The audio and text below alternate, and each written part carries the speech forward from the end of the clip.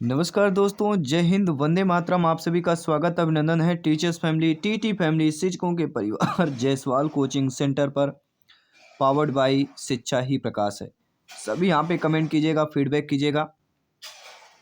आज की क्लास में हम बात करने वाले हैं सी-टेट पर्यावरण अध्ययन practice set number 3 by Jaiswal sir. यहाँ दोस्तों 30 महत्वपूर्ण लाजवाब प्रश्नों की बात करेंगे, क्वेश्चनों की बात करेंगे। बाकी इसके पहले सभी प्रैक्टिस सेट कंप्लीट कर चुके हैं, जिसका आई बटन पे यहाँ पे ऑलरेडी लिंक दे दिया गया है। तो चलिए सभी लोग तैयार हो जाइए ये 30 महत्वपूर्ण प्रश्नों को अटेंड करने के लिए। और इन 30 में से आपका फीडबैक क्या है, आपका स्कोर क्या है, आपको कमेंट बॉक्स में अवश्य शेयर करना है। तो पहला प्रश्न है जो आप लोगों के स्क्रीन पर ऑलरेडी आ चुका है, और प्रश्न है कि वायरस संक्रमण से होने वाला जो रोग क्या हुआ है। टाइफाइड है, कॉलरा है, जुकाम है, मलेरिया है। देखिए दोस्तों, आपके रोग से संबंधित एक प्रश्न और अवश्य पूछा जाता है।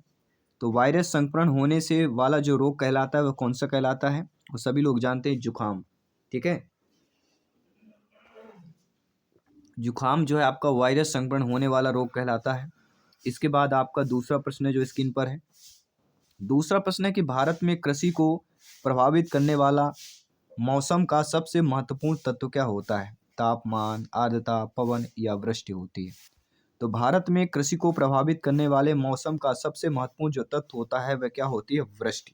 फोर्थ ऑप्शन सही हो जाएगा।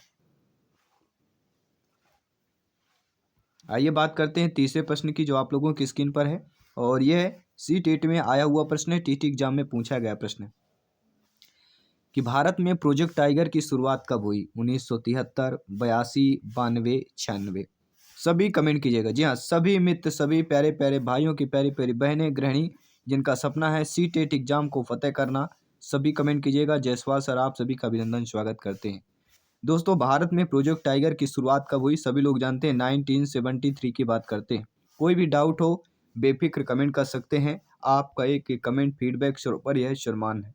चौथा प्रश्न आप लोगों की स्क्रीन पर है। निम्नलिखित में से भारतीय राज्यों में से किस राज्य की कोई समुद्री सीमा नहीं है? गुजरात की, गोवा की, राजस्थान की, महाराष्ट्र की। तो आप सभी लोग जानते हैं भारतीय राज्यों में जो राज्य समुद्री सीमा है, गुजरात है, गोवा है, महाराष्ट्र, लेकिन राजस्थान पे नहीं। और यही पूछा जा रहा है कि भारतीय राज्यों में किस राज्य की कोई समुद्री सीमा नहीं है, वह आपका राजस्थान है। ठीक है, तो आपका एक राज्यों से एक प्रश्न जरूर पूछा जाता है,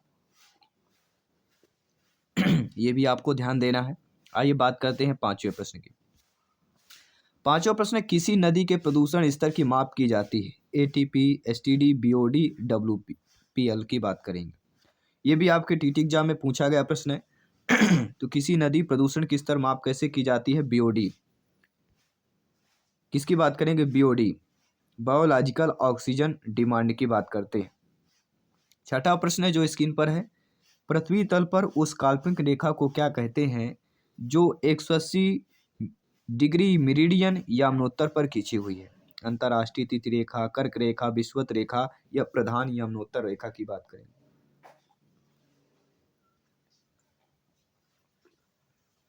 सभी कमेंट कीजिएगा। दोस्तों, पृथ्वी तल पर उस काल्पनिक रेखा को जो कहते हैं जो 180 मेरिडियन यमुनोत्तर पर खींची हुई है, उस काल्पनिक रेखा को अंतर्राष्ट्रीय तिथि रेखा कहते हैं। क्या कहते हैं? अंतर्राष्ट्रीय तिथि रेखा। पहला ऑप्शन सही हो जाएगा। आई होप आप सभी लोगों ने पहले ऑप्शन पे यहाँ पे कमेंट किया है। बहुत बहुत धन्यवाद सभी का। सातवां प्रश्न स्क्रीन पर है, निम्नलिखित में से किस राज्य में गोल्फ ऑफ मन्नार मैरीन राष्ट्रीय पार्क स्थित है? गुजरात, तमिलनाडु, अंडमान द्वीप या पश्चिम बंगाल की बात करेंगे। तो जिस राज्य में गोल्फ ऑफ मन्नार मैरीन राष्ट्रीय पार्क स्थित है वह कहलाता है तमिलनाडु। जी हाँ, बी ऑप्शन, सेकंड वाला ऑप्शन सही हो जाएगा। अगला प्रश्न है, सभी को लोग पता है जनगणना से प्रश्न अवश्य पूछा जाता है। 2000 जनगणना 2000 के अनुसार भारत में लिंगानुपात क्या है? कोविड-19 की वजह से 2021 में जनगणना नहीं हो पाई, लेकिन जनगणना की जो जनगणना होना है आपका, क्योंकि 10 सालों में जनगणना होती है, तो जल्दी जनगणना होने वाली है आपकी। तो जनगणना 2011 के ही अभी तक पूछा जाएगा प्रश्न। तो जनगणना 2011 के अनुसार भारत में जो लिंगानुपात था वह कितना था? 940 पे 1000। मतलब 940 फीमेल अनुपाते 1000 मेल, 1000 पुरुषों में 940 महिलाएं, भारत का लिंग अनुपात। और सबसे ज़्यादा लिंग अनुपात किस का है, सभी लोग कमेंट करके बताइए। जी हाँ, किस राज्य का सबसे अधिक लिंगानुपात है। अगला, वायुमंडल की सबसे ठंडी परत कौन सी है, तापमंडल, मध्यमंडल, क्षोभमंडल, आयनमंडल। आपको पता है मंडल से प्रश्न जरूर आएगा, ठीक। जी हाँ, आपके चाहे तापमंडल से आए, चाहे मध्यमंडल से आए, चाहे क्षोभमंडल से आए, चाहे आयनमंडल से आए, चाहे वायुमंडल से आए, चाहे थल मंडल से आए, ठीक है, एक प्रश्न अवश्य पूछा जाएगा। तो वायुमंडल की सबसे जो ठंडी परत कहलाती है हमारी मध्यमंडल कहलाती है। सेकंड वाला ऑप्शन सही हो जाएगा। अगला जो प्रश्न दिया गया कि निम्नलिखित में से कौन सी एक ग्रीन हाउस गैस है, तो सभी लोग जानते हैं, क्या वह सल्फर डाइऑक्साइड है, ऑक्सीजन है, आर्गन है या मीथेन है। तो ग्रीन हाउस गैसों में जो शामिल है सभी लोग जानते हैं, इनमें से आपका कहलाता है CH4, अर्थात हम बात करेंगे मेथेन गैस की बात करेंगे। फोर्थ ऑप्शन सही हो जाएगा।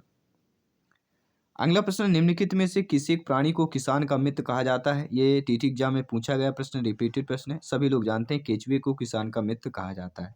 बी वाला ऑप्शन सही हो जाएगा। अगला प्रश्न है, सैक या लाइकेन क्या है, क्या यह परजीवी है, रसायन सुपोषी है, अपघटक है या सहजीवी है। तो आप सभी लोग जानते हैं सैक जो लाइकेन कहलाता है वह आपका कौन सा कहलाता है, सहजीवी कहलाता है। फोर्थ ऑप्शन सही हो जाएगा। अगला प्रश्न देख लेते हैं, CNG का ईंधन के रूप में किसमें इस्तेमाल होता है। जी हाँ, CNG का ईंधन के रूप में किसमें इस्तेमाल होता है, वाहनों में, उद्योगों में, खाद्यान्नों में या वाहन उद्योग दोनों में होता है। तो CNG का ईंधन के रूप में जिसमें इस्तेमाल होता है वाहन एवं उद्योग दोनों पर होता है। तो फोर्थ ऑप्शन यहाँ पे सही हो जाएगा। आई होप प्यारे मित्र सभी शिक्षक बंधु भाई बहन गृहिणी अच्छे तरीके से प्रश्न को फीडबैक कर रहे हैं, अच्छे तरीके से समझ रहे हैं। अगला प्रश्न स्क्रीन पर है, पर्यावरण को बचाने के लिए चिपको आंदोलन से कौन सा राज्य जुड़ा हुआ है, उत्तर प्रदेश, झारखंड, उत्तराखंड या छत्तीसगढ़। तो पर्यावरण को बचाने के लिए चिपको आंदोलन जो राज्य जुड़ा हुआ है सभी जानते हैं, उत्तराखंड की बात करेंगे। फूलों की घाटी कहाँ पर है, उत्तराखंड की बात करते हैं। अगला प्रश्न स्क्रीन पर है, जीवों के व्यवहार का अध्ययन किया जाता है आपके इटियोलॉजी में, जियोलॉजी में, इथोलॉजी में, आपके डेमोलॉजी में, ठीक है। तो बायोलॉजी से भी एक प्रश्न आ जाता है, सिंपल प्रश्न पूछा जाता है, जीवों के व्यवहार का जो अध्ययन किया जाता है वो हमारा इथोलॉजी कहलाता है, ठीक है। थर्ड वाला ऑप्शन सही हो जाएगा। अगला प्रश्न है, समुद्री शैवाल किसका महत्वपूर्ण स्रोत है, क्लोरीन का है, ब्रोमीन का है, आयोडीन का है या लोहा का है। सभी कमेंट कीजिएगा। तो समुद्री शैवाल जिसका महत्वपूर्ण स्रोत कहलाता है वह हमारा कहलाता है आयोडीन। कहते हैं ना, आपने प्रचार में देखा होगा आयोडीन युक्त क्या है ना, क्या खाना चाहिए, सभी लोग बताइए। आयोडीन युक्त क्या खाना चाहिए, साल्ट, नमक को खाना चाहिए। प्रचार आपने देखा होगा, आयोडीन युक्त नमक खाइए। अगला प्रश्न स्क्रीन पर है, क्या पूछा जा रहा है आइए देख लेते हैं। पर्यावरण जागरूकता का किसके द्वारा सृजन किया जा सकता है, व्याख्यान के द्वारा, क्षेत्रीय भ्रमण द्वारा, समूह वार्तालाप द्वारा, अध्ययन द्वारा। EVS पेडागोजी का प्रश्न है, शिक्षा शास्त्र का प्रश्न है कि पर्यावरण जागरूकता का किसके द्वारा सृजन किया जा सकता है। तो क्षेत्रीय भ्रमण के द्वारा जो है पर्यावरण जागरूकता का सृजन किया जा सकता है। सेकंड वाला ऑप्शन सही हो जाएगा। अगला, पर्यावरण की परिभाषा क्या है, एबायोटिक एवं बायोटिक घटक, समुद्र तल के नीचे पृथ्वी पर वस्तुएं, चीजें जो हमको घेरती हैं या उपरोक्त में से कोई नहीं। तो आप सभी लोग जानते हैं, चाहे जैविक अजैविक पूछा जाए, चाहे एबायोटिक एवं बायोटिक घटक पूछा जाए, यही आपकी EVS पर्यावरण की परिभाषा है। पहला ऑप्शन सही हो जाएगा। अगला प्रश्न है, निम्नलिखित में से अंतर्राष्ट्रीय संस्थाओं में कौन सी संस्था जो है वन्य जीव संरक्षण के लिए समर्पित है। क्या वह आपका UNFPA है, UNDP है या आपका यूनेस्को है या WHO है। सभी लोग कमेंट करके बताइए। जी हाँ, आपका एक एक कमेंट फीडबैक सर्वोपरि है, सम्मान्य है। जयसवाल सर आप सभी का अभिनंदन स्वागत करते हैं। CTET एग्जाम को फतेह करना है, TT एग्जाम को क्रैक करना है, आपका एक एक कमेंट फीडबैक सर्वोपरि है। तो आप सभी लोग जानते हैं अंतर्राष्ट्रीय संस्थाओं में जो संस्था वन्यजीव संरक्षण के लिए समर्पित है वह हमारी कहलाती UNDP संस्था। सेकंड वाला ऑप्शन सही हो जाएगा। अगला प्रश्न है, कृत्रिम वर्षा के लिए मेघ बीजन के लिए प्रयुक्त जो रसायन है वह सिल्वर नाइट्रेट है, पोटेशियम ब्रोमाइड है, सिल्वर आयोडाइड है या पोटेशियम नाइट्रेट है। सभी कमेंट कीजिएगा। तो कृत्रिम वर्षा के लिए मेघ बीजन के लिए जो प्रयुक्त हमारा रसायन होता है वह हमारा सिल्वर आयोडाइड कहलाता है। थर्ड वाला ऑप्शन सही हो जाएगा। आइए बात करते हैं आपके अगले प्रश्न की। अगला प्रश्न है, LPG किसका संक्षिप्त रूप है, क्या लो पेड गेम्स का है, लोकल पैसेंजर गाड़ी का है, लिक्विफाइड पेट्रोलियम गैस का है या लोकल पेट्रोलियम गैस का है। सभी कमेंट कीजिएगा। एलपीजी जिसका संक्षिप्त रूप कहलाता है, सभी लोग बताइए। एलपीजी आप सभी के घरों में विद्यमान है। लिक्विड पेट्रोलियम गैस क्या होता है? लिक्विफाइड पेट्रोलियम गैस की बात करेंगे, थर्ड ऑप्शन की बात करेंगे। तो यहाँ पे आपका थर्ड ऑप्शन सही हो जाएगा। आइए बात करते हैं आपके अगले प्रश्न की। अगला प्रश्न है, पृथ्वी पर पहुंचने से पहले ओजोन परत किन किरणों को अवशोषित करती है? गामा किरणों को, एक्स किरणों को, परावैंगनी किरणों को या बीटा किरणों को अवशोषित करती है? सभी कमेंट कीजिएगा। आप सभी लोग जानते हैं पृथ्वी पर पहुंचने से पहले एक ओजोन लेयर पाई जाती है, O3 लेयर पाई जाती है, जो लगभग दोस्तों 94%, 93 से 94% जो है अवशोषित कर लेती है। वो किरण कौन सी है? वह आपकी परावैंगनी किरणें। जी हाँ, पृथ्वी पर पहुंचने से पहले ओजोन लेयर जो है लगभग 94% परावैंगनी किरणों को अवशोषित कर लेता है। परावैंगनी किरणें जो होती हैं त्वचा में कैंसर संबंधी ये बीमारी के लिए घातक ये आपकी साबित होती हैं। ठीक है, तो ओजोन लेयर O3 है जो इनसे हमें बचाता है। अगला है, चमगादड़ स्तनधारी है क्योंकि यह उड़ता है, रात्रिचर है, शाकाहारी या बच्चे देता है? देखिए, स्तनधारी कौन होता है? स्तनधारी वही होगा जो बच्चे देता है। ठीक है, ये ध्यान देना है। जो अंडे देता है वह स्तनधारी नहीं होता। अपवाद स्वरूप एक है, हम बताएंगे नहीं, आपको कमेंट करके बताना है। तो चमगादड़ स्तनधारी है क्योंकि यह बच्चे देता है, इसलिए स्तनधारी हो जाएगा। फोर्थ ऑप्शन सही हो जाएगा। कोई भी डाउट हो आप लोग बेफिक्र कमेंट कर सकते हैं। आइए बात करते हैं अगले प्रश्न की। बायोडीजल जो है तैयार किया जाता है यूट्रिकुलेरिया, जेट्रोफा, देवदार या यूकेलिप्टिस? ये सारे प्रश्न आपने टीटी एग्जाम में सुने होंगे, ये सारे ऑप्शंस आपने टीटी एग्जाम में पढ़े होंगे, लेकिन बायोडीजल जो तैयार किया जाता है वह आपके जेट्रोफा से तैयार किया जाता है। ठीक है, सेकंड ऑप्शन सही हो जाएगा।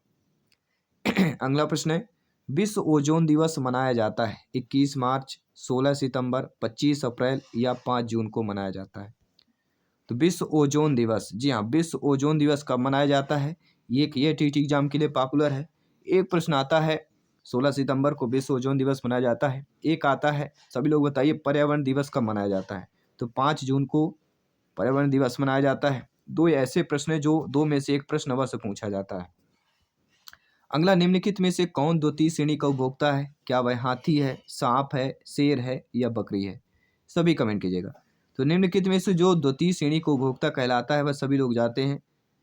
पहला जो हाथी हो गया, बकरी हो गया, ये प्राथमिक उपभोक्ता कहलाते हैं, लेकिन जो सांप हो गया ये द्वितीय श्रेणी का उपभोक्ता कहलाता है और तृतीय श्रेणी का फिर आपका शेर कहलाता है। अगला जो प्रश्न है, झूम खेती होती है, झूम खेती केरल, बिहार, मेघालय, तमिलनाडु में होती है। खेती से प्रश्न आता है, झूम खेती से प्रश्न आएगा, असम में बारिश वाला प्रश्न आता है, खंभों वाला प्रश्न आता है, ऊंचाई वाला प्रश्न आता है। लेकिन झूम खेती का जब भी जिक्र होता है सभी जानते हैं झूम खेती का नाम मेघालय से जुड़ा हुआ है। थर्ड वाला ऑप्शन सही हो जाएगा। अगला प्रश्न है, शुष्क बर्फ किसका ठोस रूप है? अमोनिया का, कार्बन डाइऑक्साइड का, नाइट्रोजन का या ऑक्सीजन का? तो आप सभी लोग जानते हैं शुष्क बर्फ जिसका ठोस रूप कहलाता है वह आपका कार्बन डाइऑक्साइड CO2 का ठोस रूप आपका शुष्क बर्फ कहलाता है। सेकंड ऑप्शन सही हो जाएगा। और इस क्लास का इस प्रैक्टिस पेपर का 29वां प्रश्न है कि सिल्वी कल्चर संबंधित है वन एवं वन उत्पाद से, सिल्क से, फूल से या उर्वरक से संबंधित है? तो आप सभी लोग जानते हैं सिल्वी कल्चर जिससे संबंधित हो जाता है वह आपके वन एवं वन उत्पाद से संबंधित हो जाता है। पहला ऑप्शन सही हो जाएगा।